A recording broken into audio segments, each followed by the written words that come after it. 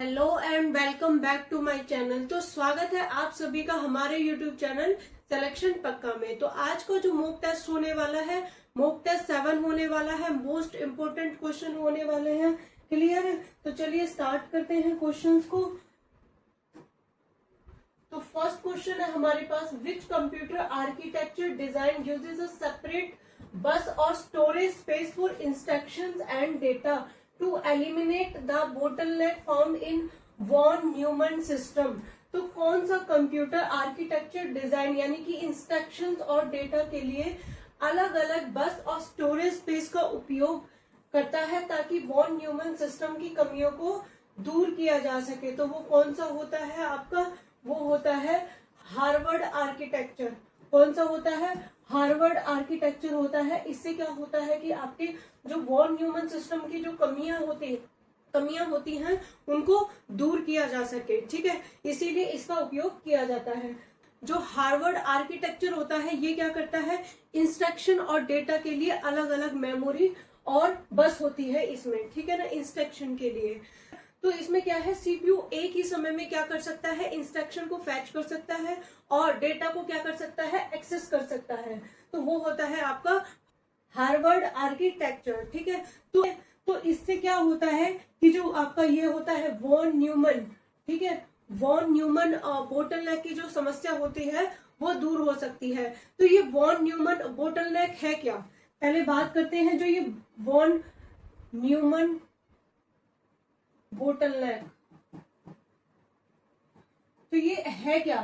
ठीक है, तो जो ये वॉन न्यूमन बोटलनेक होता है ना, ये वो समस्या होती है। ठीक है, तो ये वो समस्या होती है जिसमें क्या होता है, जो सीपीयू और जो मेन मेमोरी के बीच में क्या है कि एक ही बस का एक ही मान होता है, यानी कि एक ही बस होती है। तो जिससे क्या होता है कि इसी बस से ही इंस्ट्रक्शन और डेटा दोनों का क्या होता है, आदान प्रदान होता है। क्लियर है? दोनों का क्या होता है, आदान प्रदान होता है। तो इस कारण क्या है कि जो सीपीयू होता है वो ये एक ही समय में या तो क्या कर सकता है, इंस्ट्रक्शन को फैच कर सकता है या डेटा को ट्रांसफर कर सकता है, सिर्फ एक ही समय में। दोनों काम एक साथ नहीं कर सकता है वो। तो इससे क्या होता है कि जो सिस्टम की स्पीड होती है वो वहीं तक सीमित रह जाती है। ठीक है, तो इसीलिए जो हार्वर्ड आर्किटेक्चर में क्या होता है कि इंस्ट्रक्शन और डेटा के लिए क्या है, अलग अलग मेमोरी और बस होती है। ठीक है, क्या होती है, अलग अलग मेमोरी होती है और बस होती है। तो इसीलिए ये बोटलनेक क्या है, काफी हद तक समाप्त हो सकता है। ठीक है, तो ये बोटलनेक क्या है, काफी हद तक समाप्त हो सकता है। तो एग्जाम्पल से समझते हैं। मान लीजिए एग्जाम्पल है कि एक ही लाइन वाली बस है। ठीक है, ये एक ही लाइन, यानी कि आप कह सकते हो कि जो ये एक ही लाइन है, ये एक ही सड़क है। ठीक है, उसी सड़क पे आप क्या कर सकते हो, मतलब उसी सड़क पे क्या है कि बस भी जा रही है और उसी सड़क पे क्या है कि बस, यानी कि आप कह सकते हैं कि इंस्ट्रक्शन। ठीक है, तो उसी जो बस है उसी पे ही इंस्ट्रक्शन है और सड़क है और उसी पे ही आपका डेटा क्या है, ट्रांसफर हो रहा है, यानी कि ट्रक भी जा रहा है इस तरीके से। तो उसी पे बस भी जा रही है, उसी पे ट्रक भी जा रहा है। तो क्या होगा कि उससे क्या होता है कि बस जा रही है तो ट्रक को रुकना पड़ेगा, अगर ट्रक जा रहा है तो बस को रुकना पड़ेगा। ठीक है, तो क्या होता है कि तो उससे क्या होता है, दोनों को एक दूसरे के लिए इंतजार करना पड़ेगा। यही क्या होता है, वॉन न्यूमन बोटलनेक होता है। अब सोचिए कि मान लो कि दो सड़कें हैं। ठीक है, दो सड़कें हैं। एक मान लो कि ये जो दो सड़कें हैं, एक तो आपकी हो गई इसके लिए इंस्ट्रक्शन को फैच करने के लिए और दूसरा हो गया आपको डेटा को ट्रांसफर करने के लिए। तो जब दोनों अलग अलग होगी, ठीक है, अलग अलग होगा तो उससे क्या होगा कि जो आपकी स्पीड है वो भी बढ़ेगी। ठीक है, बस भी इजीली जा सकती है और ट्रक भी इजीली जा सकता है। तो उससे क्या है कि स्पीड भी बढ़ेगी। क्लियर? तो इस तरीके से क्या है, हम इसको समझ सकते हैं। तो जो वॉन न्यूमन बोटलनेक होता है वो समस्या होती है जिसमें क्या होता है कि सीपीयू और मेमोरी के बीच में क्या है कि बस होने के कारण, ठीक है, एक ही बस होने के कारण इंस्ट्रक्शन और डेटा का जो ट्रांसफर एक साथ नहीं हो पाता है, जिससे क्या होता है कि जो सिस्टम की स्पीड होती है, गति होती है, वो धीमी पड़ जाती है। क्लियर है ना? क्या है, तो इससे वॉन न्यूमन बोटलनेक की क्या है, समस्या कम होती है। ठीक है, तो ये जो होता है आपका,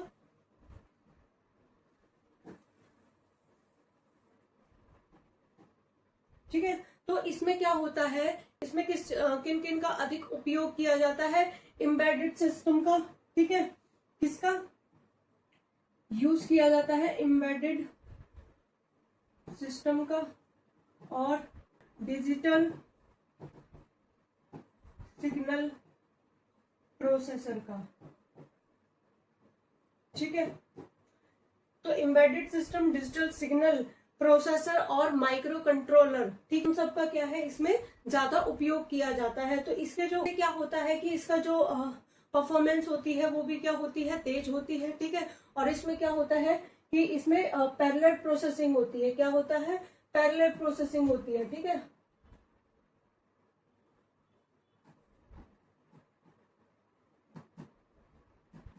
क्लियर है?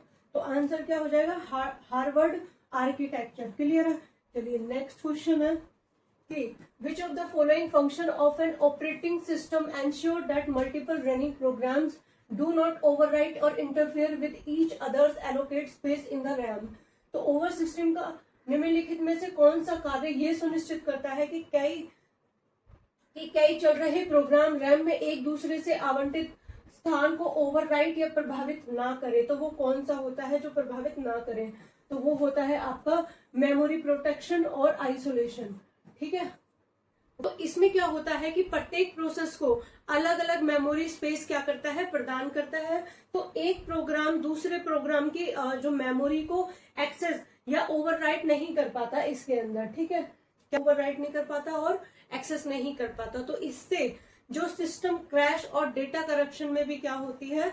सुरक्षा मिलती है। क्लियर है? तो जो मेमोरी मैनेजमेंट यूनिट MMU, ठीक है, MMU जो होता है इस, तो जो ऑपरेटिंग सिस्टम होता है वो क्या करता है? MMU की सहायता से क्या करता है कि इसे लागू करता है, ठीक है। और जो मल्टीटास्किंग ओवर ऑपरेटिंग सिस्टम के लिए क्या है? बहुत ज्यादा जरूरी है ये, ठीक है। चलिए नेक्स्ट क्वेश्चन है कि in computer hardware what is the purpose of direct memory access? DMA। तो कंप्यूटर हार्डवेयर के संदर्भ में डायरेक्ट मेमोरी एक्सेस DMA का मुख्य उद्देश्य क्या होता है? तो क्या होता है? और आंसर क्या हो जाएगा? ऑप्शन नंबर बी करेक्ट हो जाएगा। इसमें क्या होता है? To allow peripheral device to transfer data directly to और from the main memory without involving the CPU। तो पेरिफेरल डिवाइसेस को CPU को व्यस्त किए बिना सीधे मुख्य मेमोरी में डेटा ट्रांसफर करने की अनुमति देना, ये होता है इसका आंसर, ठीक है। तो जो DMA में पेरिफेरल डिवाइसेस क्या है कि सीधे मेन मेमोरी से क्या कर सकते हैं? डेटा को ट्रांसफर कर सकते हैं, ठीक है। तो CPU को जो सारे बाइट ट्रांसफर में क्या है इनको शामिल नहीं करना पड़ता है। इससे CPU का क्या है जो दूसरा काम होता है CPU उसको भी कर सकता है, ठीक है। तो बड़े डेटा ट्रांसफर की जो गति होती है वो क्या होती है? वो बढ़ जाती है, ठीक है। जैसे कि हार्ड डिस्क हो गया, SSD हो गया या फिर नेटवर्किंग कार्ड हो गया, ये सारे क्या है इनका DMA में यूज किया जाता है। क्लियर है? ठीक है। चलिए नेक्स्ट क्वेश्चन है कि in networking what is the exact function of ARP address resolution protocol? तो नेटवर्किंग में ARP एड्रेस रिजोल्यूशन प्रोटोकॉल, ये इसकी फुल फॉर्म पूछ ली जाती है, ठीक है। का सटीक कार्य क्या होता है? तो उसका जो सटीक कार्य होता है वो क्या होता है? तो वो क्या होता है? To map a non IPv4 address to it physical MAC address on a local network, यानी कि स्थायी नेटवर्क पर एक ज्ञात IP पते को उसके भौतिक मैक पते से जोड़ना, यानी कि मैप करना, तो ये होता है, ठीक है ना। तो जो ARP होता है, ठीक है, जो ARP होता है IPv4 एड्रेस को मैक एड्रेस में क्या करता है? बदलता है, ठीक है। ये याद रखना, इसको मैक एड्रेस में बदलता है ये, ठीक है, पूछ लिया जाता है एग्जाम में। तो ये केवल क्या होता है कि जो लैन पर ही काम करता है, ठीक है। ये क्या करता है कि लैन में काम करता है। ARP क्या है? एक जो ARP होता है वो क्या होता है? रिक्वेस्ट ब्रॉडकास्ट होता है। क्या होता है? रिक्वेस्ट ब्रॉडकास्ट, ठीक है। ये क्या होता है? एक रिक्वेस्ट ब्रॉडकास्ट होता है, और ठीक है, और क्या होता है? रिप्लाई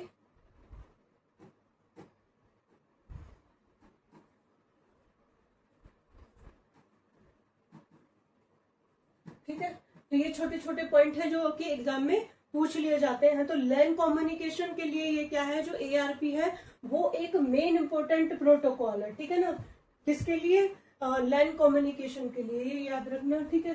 चलिए बात करें कि which email security mechanism uses a DNS policy rule to allow domain owners to specify how a receiver should handle email that fail SPF और DKIM चेक्स।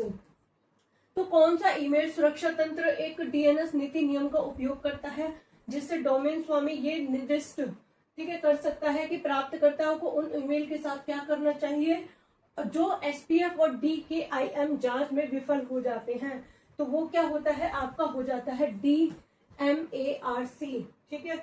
वो क्या होता है आपका, domain based message authentication and reporting and performance, ठीक है। ये इसकी फुल फॉर्म एग्जाम में पूछ ली जाती है, तो इसको एक बार जरूर कर लेना, इंपॉर्टेंट है, ठीक है। तो मैंने आपको बताया था जो DMARC होता है वो क्या होता है, ईमेल ऑथेंटिकेशन स्टैंडर्ड होता है। ये क्या होता है, ईमेल ऑथेंटिकेशन प्रोटोकॉल, ठीक है, क्लियर है। ईमेल ऑथेंटिकेशन प्रोटोकॉल होता है ये जो SPF और DKIM की परिणामों यानी कि रिजल्ट की जांच करता है, ठीक है। किसकी, SPF और DKIM के जो रिजल्ट की, ठीक है, ये क्या करता है, ये जांच करता है, क्लियर है ना। तो इसमें क्या, जो डोमेन ओनर, ठीक है, डोमेन ओनर DNS पॉलिसी के माध्यम से क्या होता है कि नियम निर्धारित किए जाते हैं, ठीक है। फेक ईमेल को स्पूफिंग करने से रोकने के लिए या फिर ईमेल सिक्योरिटी को मजबूत बनाता है, ये क्लियर है ना। तो ये सारे क्वेश्चंस क्या है, पूछ लिए जाते हैं। ये मैंने आपको कराए हैं, बार बार कराते हूँ, ठीक है, हर क्लास में। तो चलिए बात करें कि नेक्स्ट क्वेश्चन की, in advance display technologies used in high and mobile phones what does LTPO stand for and what is it main advantages. तो हाई एंड मोबाइल फोन में उपयोग की जाने वाली उन्नत डिस्प्ले तकनीक में LTPO का पूर्ण रूप क्या है और उसका मुख्य लाभ क्या है, ठीक है। तो इसका आंसर क्या हो जाएगा, तो आंसर क्या हो जाएगा, लो टेम्परेचर पॉलीक्राइस्टलाइन ऑक्साइड। तो ये डिस्प्ले की रिफ्रेश रेट को गतिशील रूप से बदलकर बैटरी बचाता है, ठीक है। ये इसकी फुल फॉर्म हो जाएगी LTPO की, इसको एक बार जरूर कर लेना, इंपॉर्टेंट है, ठीक है। जो LTPO होता है एक एडवांस OLED, ठीक है, एक एडवांस OLED डिस्प्ले टेक्नोलॉजी है, ठीक है। क्या है, डिस्प्ले टेक्नोलॉजी, क्लियर है। तो ये एग्जाम में पूछ लिया जाता है। इसका जो पूरा नाम होता है लो टेम्परेचर पॉलीक्रिस्टलाइन ऑक्साइड, ये होता है, ठीक है। ये क्या है, एक डायनेमिक रिफ्रेश रेट को क्या करता है, सपोर्ट करता है। किसको सपोर्ट करता है, सपोर्ट रिफ्रेश डायनेमिक, ठीक है, डायनेमिक रिफ्रेश रेट को ये सपोर्ट करता है। तो जो आवश्यकता के अनुसार ये क्या करता है, जो रिफ्रेश रेट होता है बदलकर क्या है, बैटरी बचाता है, ठीक है। रिफ्रेश रेट को क्या करता है, उसको बदलकर जो है ये बैटरी को बचाता है, ठीक है। तो प्रीमियम स्मार्टफोन में क्या होता है, जो प्रीमियम स्मार्टफोन होते हैं, ठीक है, उनमें क्या होता है, इसका काफी ज्यादा उपयोग किया जाता है, ठीक है। तो आंसर हो जाएगा आपका ऑप्शन नंबर बी। तो नेक्स्ट क्वेश्चन है कि in advance display technology used in high and mobile phones what does LTPO stand for, ठीक है, ये वही क्वेश्चन है। तो आंसर क्या है, ऑप्शन नंबर बी था इसका। नेक्स्ट क्वेश्चन है कि in MS Excel if you insert a formula is equal to count A, ठीक है, A1 A5 what exactly does this function count. तो MS Excel में यदि आप एक फॉर्मूला दर्ज करते हैं तो ये फंक्शन सटीक रूप से क्या गिनता है, तो ये क्या, तो वो क्या गिनता है, आंसर क्या हो जाएगा, जो काउंट ए होता है ना, जो काउंट ए होता है वो क्या करता है कि फंक्शन के किसी भी रेंज में सभी नन एम्प्टी सेल को वो क्या करता है, उनकी गिनती करता है जो कि खाली नहीं होते हैं, ठीक है। तो ये जो नंबर होता है, ठीक है, ये नंबर टेक्स्ट और डेट्स या फिर लॉजिकल वैल्यूज, ठीक है, ट्रू फॉल्स एरर, ये क्या करता है फॉर्मूले के सभी रिजल्ट वाले सेल को क्या करता है काउंट करता है, ठीक है। ये क्या करता है कि ब्लैंक जो सेल होते हैं उनको काउंट नहीं करता है। तो आंसर क्या हो जाएगा, any cell in the range that is not empty, ठीक है, कंटेंट टेक्स्ट नंबर और एरर। तो रेंज में कोई भी सेल जो खाली नहीं है, चाहे उसमें टेक्स्ट नंबर या एरर हो, तो ये क्या करता है उनको गिनता है, ठीक है। तो ऑप्शन नंबर क्या हो जाएगा, बी करेक्ट हो जाएगा। ब्लैंक सेल को ये काउंट नहीं करता है, ये याद रखना, ठीक है। तो जो इसका उपयोग होता है बेसिकली वो ये जानने के लिए होता है कि किसी रेंज में कितने सेल में डेटा है, ठीक है, कितने सेल में डेटा मौजूद है।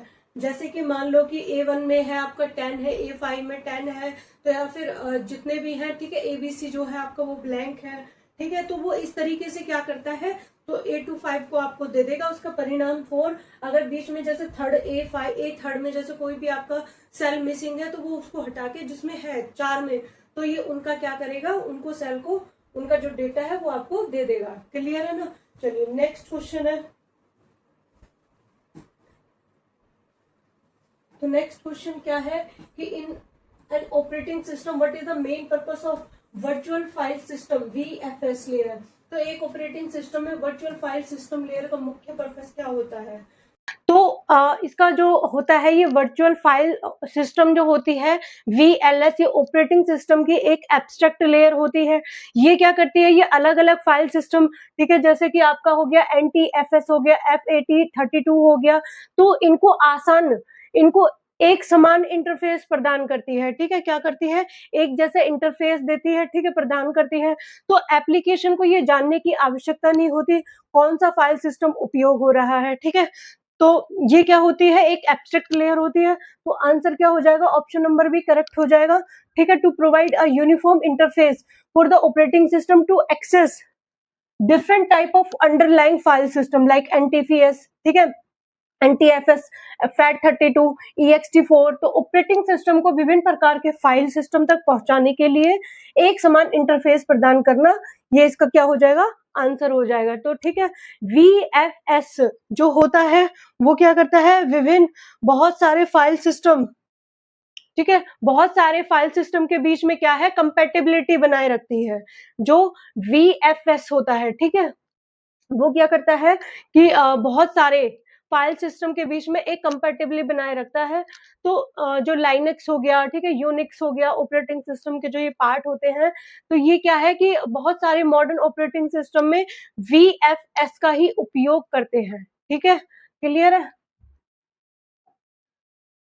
नेक्स्ट क्वेश्चन है कि नेक्स्ट क्वेश्चन क्या कहता है कि इन digital finance and banking security what is MFA and why it is recommended over traditional passwords. तो डिजिटल फाइनेंस और बैंकिंग सुरक्षा में MFA का क्या है और पारंपरिक पासवर्ड की तुलना में इसकी सिफारिश क्यों की जाती है। तो इसका आंसर है क्या हो जाएगा, इसका आंसर क्या हो जाएगा, आंसर हो जाएगा ऑप्शन नंबर बी करेक्ट हो जाएगा। इसका आंसर होता है मल्टी फैक्टर ऑथेंटिकेशन, ठीक है। तो ये क्या करता है, यूजर्स की पहचान सत्यापित करने के लिए पासवर्ड के अलावा एक या अधिक अतिरिक्त सबूत जैसे OTP हो गया, बायोमेट्रिक हो गया, मांगकर सुरक्षा बढ़ाता है, ठीक है, मांगकर ये क्या करता है, सुरक्षा बढ़ाता है। इसमें क्या होता है कि जैसे पासवर्ड के साथ OTP, फिंगरप्रिंट या फेस पासवर्ड, फेस ID या फिर सिक्योरिटी जैसे होता है, सिक्योरिटी की जैसे अतिरिक्त प्रमाण मांगे जाते हैं। यदि पासवर्ड चोरी हो जाए तो भी अकाउंट क्या रहता है, सुरक्षित रहता है। क्लियर है। Online banking, UPI, email, cloud service में भी इसका काफी उपयोग किया जाता है। क्लियर। चलिए नेक्स्ट क्वेश्चन है कि in cyber security and attack where a hacker modifies the local host file or poisons a DNS server to redirect users to fake website even if they type the correct URL is called। तो इसमें क्या होता है, जो cyber सुरक्षा में वह हमला क्या कहलाता है, जहां एक हैकर स्थानीय होस्ट फाइल को बदलता है या DNS सर्वर को दूषित करता है ताकि यूजर्स को एक नकली वेबसाइट पर भेज दिया जाए भले ही उन्होंने सही URL टाइप किया हो। तो वो क्या होता है, जो यूजर्स को बहकाने का काम करता है, ठीक है, वो कौन सा होता है, वो आपका हो जाता है farming attack. Clear. Farming attack होता है। इसमें क्या होता है कि आपके फार्मिंग अटैक में हैकर डीएनएस सर्वर या होस्ट फाइल को क्या कर देता है, बदल देता है। ठीक है, किसको, डीएनएस फाइल को। जो हैकर होता है ना, वो क्या करता है, जो डीएनएस फाइल होती है, ठीक है, या आपकी डीएनएस फाइल हो गई या फिर होस्ट फाइल हो गई, ठीक है, होस्ट फाइल, उसको क्या कर देता है, चेंज कर देता है। ठीक है, ये याद रखना। तो इसमें क्या होता है, जो यूजर्स होता है वो सही वेबसाइट लिखने पर भी क्या है, फेक वेबसाइट पर पहुंच जाता है। तो इसका जो मेन पर्पस होता है, उद्देश्य होता है, वो ये होता है कि यूजर नेम, पासवर्ड और बैंकिंग डिटेल को चोरी करना होता है। ठीक है, क्या करना होता है, सारी जो आपकी इंफॉर्मेशन होती है उनको चोरी करना होता है। ये फिशिंग से भी ज्यादा खतरनाक होता है, क्योंकि यूजर्स को संदेह ही नहीं मिल पाता है इसमें तो। ठीक है, तो यूजर्स को पता नहीं होता है, सारी इंफॉर्मेशन ये चुरा लेता है। तो इससे बचने के लिए जो आपका HTTPS, ठीक है, hyper text transfer protocol secure, ठीक है, और डीएनएस सिक्योरिटी, ठीक है, तो डीएनएस सिक्योरिटी हो गया, या फिर आपका अपडेट एंटीवायरस हो गया। तो इनका क्या करना चाहिए, यूज करना चाहिए। ठीक है, एंटीवायरस का यूज करना चाहिए इससे बचने के लिए। ठीक है, क्लियर है। चलिए नेक्स्ट क्वेश्चन क्या है, in artificial intelligence what does the term reinforcement learning from human feedback RLHF2।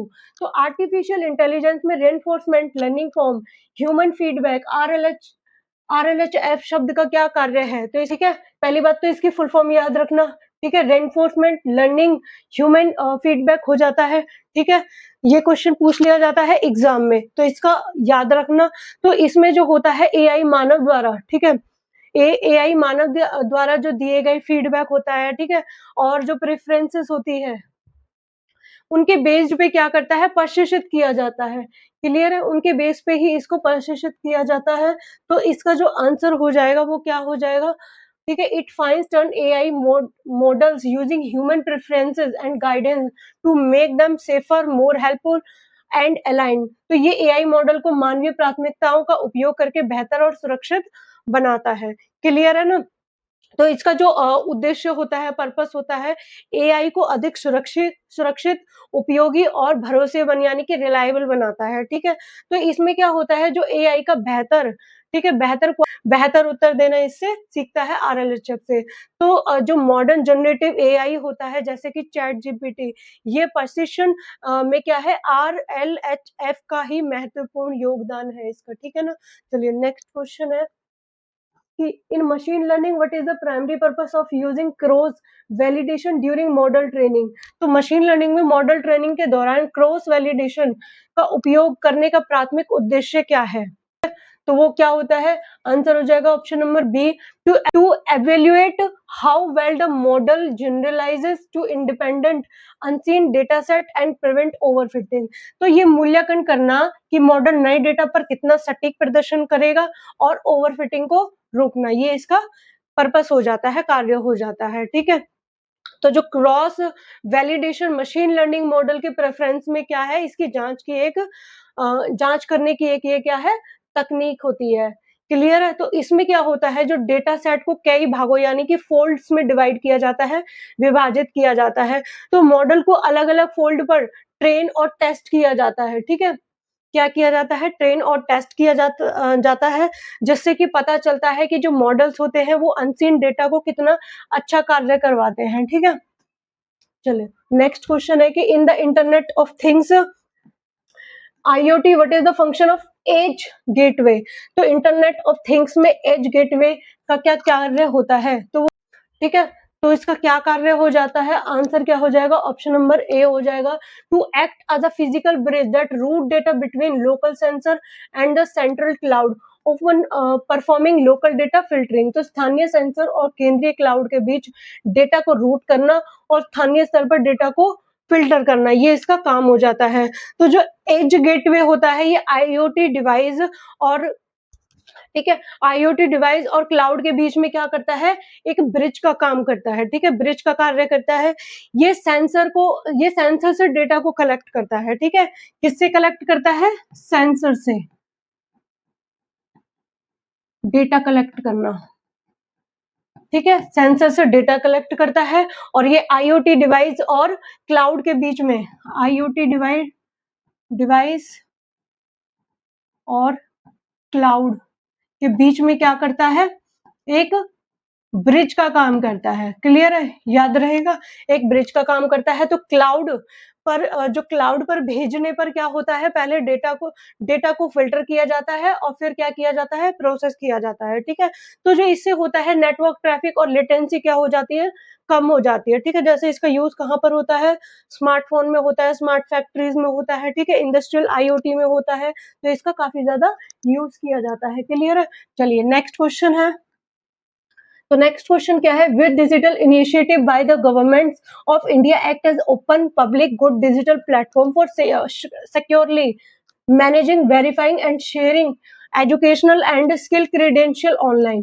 तो भारत सरकार की कौन सी डिजिटल पहल ऑनलाइन शैक्षिक और कौशल प्रमाण पत्रों को सुरक्षित रूप से प्रबंधित या सत्यापित या साझा करने के लिए एक खुले सार्वजनिक हितकारी डिजिटल प्लेटफॉर्म के रूप में काम करती है? तो वो आपका हो जाता है ऑप्शन नंबर बी, करेक्ट हो जाता है।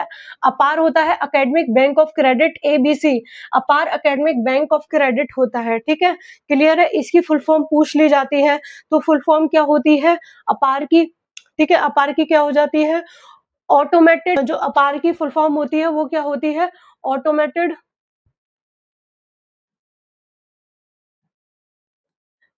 परमानेंट अकेडमी अकाउंट, ठीक है, अकाउंट रजिस्ट्री।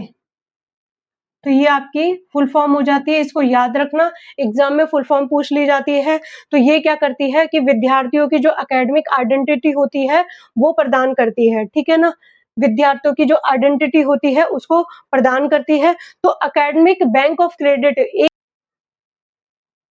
तो एकेडमिक बैंक ऑफ क्रेडिट जो एबीसी है, छात्रों के एकेडमिक क्रेडिट को क्या है, डिजिटल रूप से क्या करती है, ये सुरक्षित करती है, ठीक है, डिजिटल रूप से सुरक्षित करना,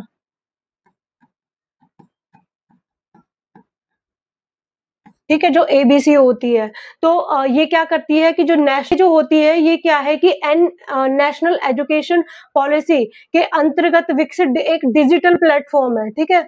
एनईपी क्या है, नेशनल एजुकेशन पॉलिसी 2020 में जो आया था, ये अंतर्गत एक विकसित डिजिटल प्लेटफॉर्म है। ये क्लियर है ना। तो इससे क्या होता है, जो एजुकेशन सर्टिफिकेट और स्किल क्रीडेंशियल का जो एक सुरक्षित वेरिफिकेशन और जो शेयरिंग होता है वो इसमें संभव हो पाता है, ठीक है। तो जो स्टूडेंट होते हैं तो वो विभिन्न संस्थानों से क्या कर सकते हैं, जो क्रेडिट को स्टोर और ट्रांसफर कर सकते हैं, ठीक है, क्रेडिट को स्टोर भी कर सकते हैं और ट्रांसफर भी कर सकते हैं। तो ये आपका क्या हो जाता है, इसका आंसर हो जाता है ऑप्शन नंबर बी। अब जो ई ताल होता है ये क्या होता है, e governance transaction monitoring portal होता है, ठीक है। क्लियर है। तो आज भी हमने करे थे क्वेश्चन नंबर 15। तो ये आपके क्वेश्चन काफी इंपॉर्टेंट है, ठीक है, एग्जाम में ये क्वेश्चन पूछ लिए जाते हैं, तो एक बार इन्हें जरूर कर लेना। तो चलिए मिलते हैं नेक्स्ट क्लास में।